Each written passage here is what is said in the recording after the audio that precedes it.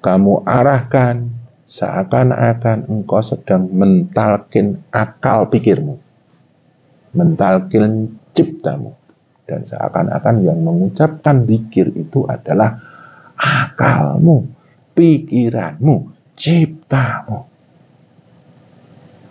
Nah, jadi seakan-akan ini bunyi la ilaha illallah, la ilaha illallah, atau mungkin Allah, Allah.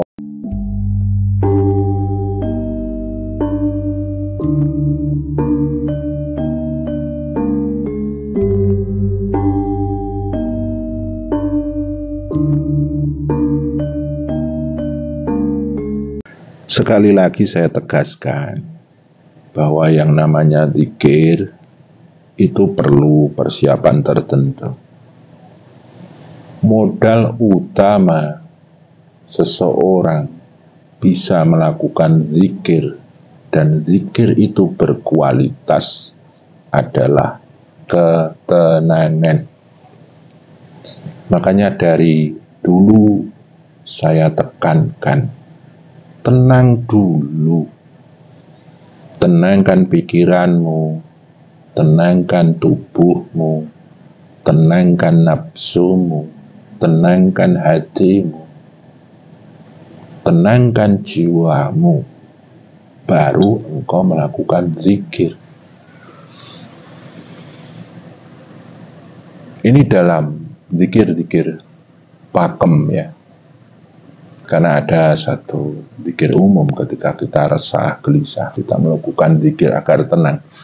Tapi kalau kita zikir taqarruban, kita mempunyai satu waktu yang benar-benar kita niati, satu waktu yang benar-benar kita berazam untuk melakukan taqarruban dengan tata laksana dan melakukan zikir, maka ketenangan ini harus kita bangun dulu. Nah, yang ini yang menjadi masalah dari sedulur-sedulur. Ketika melakukan zikir, satu hal yang sulit diajak tenang adalah pikiran. Alam cipta. Kita mau duduk, diem, mata terpejam, pikiran itu kemana-mana. Semakin kita diem, semakin kita memejamkan mata, mencoba mau berzikir, mencoba menenangkan diri, pikiran ini kemana-mana, dan semakin kemana-mana, menerawang kemana-mana. Ketika pikiran meloncat kemana-mana tak beraturan, itulah yang disebut dengan lompatan monyet. Jadi pikiran itu nggak bisa tenang, jadi lompat sana, lompat sini, lompat situ, masa lalu, masa depan, dan pikiran ini sulit untuk tenang. Itulah yang disebut lompatan monyet. Kalau di Cina, di dalam film-film yang terkenal itu disebut dengan Sun Wukong. Itu daya kekuatan pikiran yang suka melesat kemana-mana. Saking kuatnya daya kekuatan otak itu. Nah, makanya harus ada satu tata cara bagaimana kita menenangkan pikiran. Setelah pikiran tenang, maka hati tenang. Dan itu juga akan berpengaruh dengan ketenangan jiwa. Barulah kita melakukan zikir. Nah, sekarang bagaimana cara sederhana agar pikiran ini nggak lompat kemana-mana, nggak terbang kemana-mana, gak menerawang kemana-mana, dan kita bisa fokus melakukan zikir. Tentu saja ya, kembali lagi ke semedi, meditasi, olah nafas, semedi nafas, meditasi nafas yang diarahkan menuju otak, pikiran. Jadi olah nafasnya membangun ketenangan, lah ditujukan ke otak supaya ketenangan itu mengarah ke otak kita. Kan kayak gitu, sederhananya gitu. Terus tata laksananya gimana? Tata laksananya adalah mengarahkan nafas kita menuju ke ruang otak kita. Di mana itu? Di sini. Jadi agar tenang otakmu, tenang pikiranmu, itu arahkan nafasmu, tarik ke atas. Seakan-akan nafasmu itu mengarah ke atas dan mentok di ubun. Jadi tidak harus untuk zikir. Kalau pikiranmu menerawang kemana-mana nggak tenang, pakai ini pun bisa tenang. Nah, ini berhubungan dengan zikir, tenangkan dengan cara ini. Jadi gini, kadang kita itu duduk sendirian, tidak ada teman, tapi pikiran kemana-mana, pikiran terbang, entah menerawang jauh di mana-mana kan. Itu berarti walaupun kita duduk sendirian, tapi kita nggak tenang. Nah, caranya gini prakteknya. Duduk, diem, tenang dulu, tenang tubuh aja lah. Terus sadari otak ini kok nggak terarah, otak ini kok terbang, tidak terkendali. Diem aja, tenang. Kemudian sadari nafas. Dengan nafas itu cobalah dengan sadar nafas, tarik, buang, kok akan tenang. Nah, dengan ketenangan dari sadar nafas ini, kemudian nafas kita arahkan ke atas, tarik ke atas sana, set, nah nanti di ubun-ubun. Coba berhenti di sana beberapa saat, kemudian buang, set, tarik lagi ke atas, tenang, buang, set, kan kayak gitu, tarik. Nah, ini nanti oksigen seakan-akan ada di sana. Hawa murni atau daya murni dari nafas kita akan menenangkan pikiran kita. Dan otak yang suka lompat-lompat kemana-mana itu akan berhenti. Dan dia akan hinggap dalam satu dimensi yang disebut ketenangan.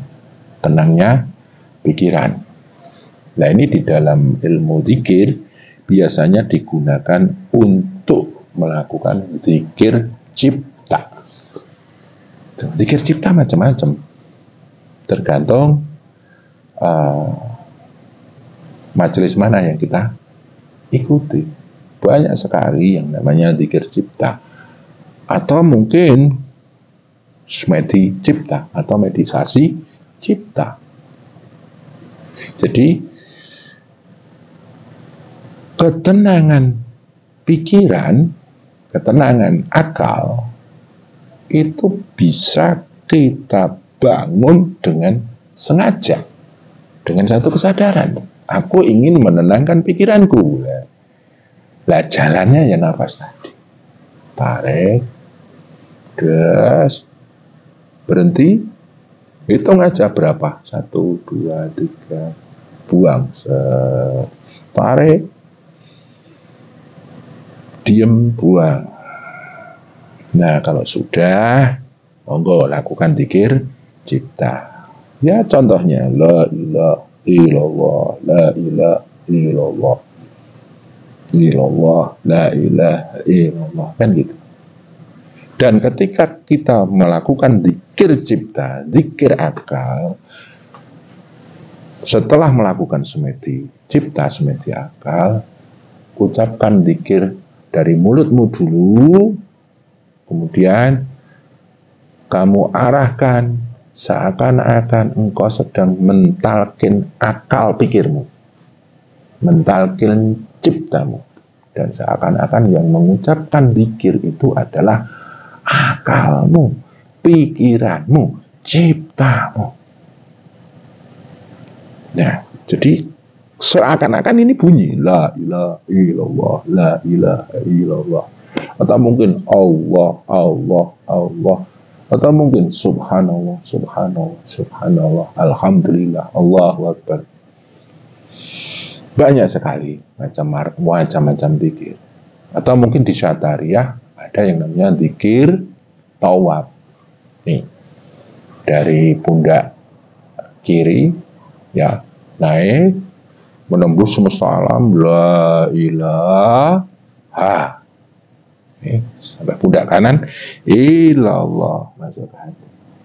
Namanya zikir tawaf, mengelilingi semesta, bahwa di alam semesta ini tidaklah tercipta kecuali Allah lah yang menciptakan. Alam semesta ini tidaklah sujud selain sujud kepada Allah. Alam semesta ini tidak tunduk selain hanya tunduk kepada Allah. Tuh, itulah yang namanya zikir tawaf. Cuman latihan dulu yang sederhana-sederhana dulu. Latihan diam dulu. Setelah diam, latihan menyadari otakmu dulu. Kalau sampai menyadari otakmu, pikiranmu, kamu akan tahu pikiranku ini sedang terbang kemana-mana, menerawang kemana-mana. Nah, kalau sudah tahu pikiranmu terbang kemana-mana, tenangkan, baru melakukan semedi cipta. Nafas diarahkan ke ubun-ubun. Nah, kamu akan tahu dengan kesadaranmu akan akal pikirmu, kesadaranmu akan ciptamu, kau akan tahu, oh, pikiranku sudah tenang, sudah mapan, sudah berdiri dalam satu titik. Nah, barulah melakukan zikir cipta atau zikir tawaf. Nah, kayak gitu. Kenapa ini saya katakan bahwa ini pun penting bagi orang-orang umum, walaupun nggak melakukan zikir, ini penenangan daya pikir ini penting. Jadi cukup hanya semedi pikiran itu akan membuat pikiran ini tertata, pikiran ini terarah, dan pikiran ini terkendali.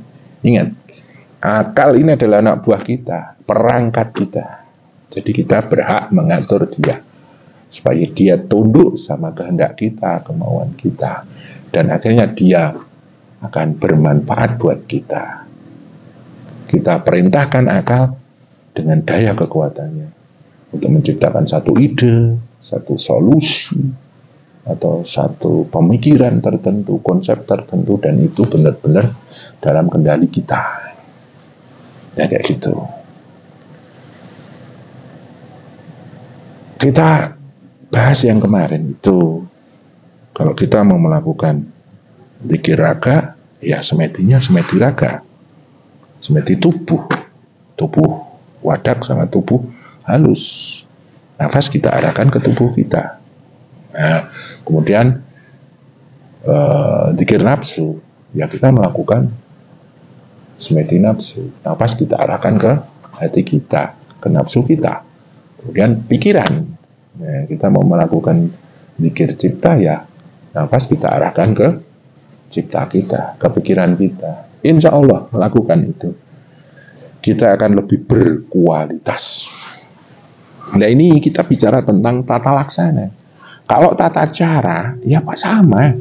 Tata cara sama. Cuman tata laksana itulah butuh pengalaman. Butuh satu kenyataan-kenyataan yang kita pelajari, dan akhirnya terciptalah yang namanya semedi atau meditasi cipta ini untuk mendukung yang namanya zikir akal, zikir cipta, zikir tawaf, apalah sebutannya, kayak gitu. Dan secara umum kalau pikiranmu gampang ramai, gampang ruwet, gampang ribet, nah itu tanda pikiran itu belum tertata. Seringlah melakukan semedi cipta ini supaya apa? Pikiranmu itu tidak melahirkan daya-daya negatif yang justru menyerang dirimu, menyerang diri kita. Kan gini, kadang orang-orang itu kadang sebetulnya masalahnya cuma sederhana, tapi karena daya pikirnya yang membuat seakan-akan hidupnya itu rumit, sulit, ruwet. Akhirnya pusing. Lah pusing itu kan muter lah. Yang namanya pusing itu kan daya pikir yang muter, tak terkendali itu. Lah, secara umum fungsi dari semedi akal atau semedi cipta mengarahkan nafas ke otak ini untuk menghindarkan pikiran kita kepada hal-hal yang tidak perlu, hal-hal yang tidak penting, hal-hal yang tidak berguna. Dan kalau pikiran ini tenang, akhirnya akan memurnikan daya pikir kita, daya cipta kita, dan akhirnya menemukan satu daya kekuatan yang maksimal dari akal atau perangkat akal yang diberikan Allah kepada kita. Dan di dalamnya ada pikiran, ada konsep, ada angan-angan, ada budi pekerti. Nah, ini output dari otak kita ini harus kita maksimalkan dengan memberi ketenangan. Memberi ketenangan di dalam pikiran kita dengan cara semedi nafas yang diarahkan ke pikiran itu tadi. Ya, lebih paham ya. Saya coba nanti dipraktekkan, insya Allah lebih terarah pikiran. Ya, itu dulu ya.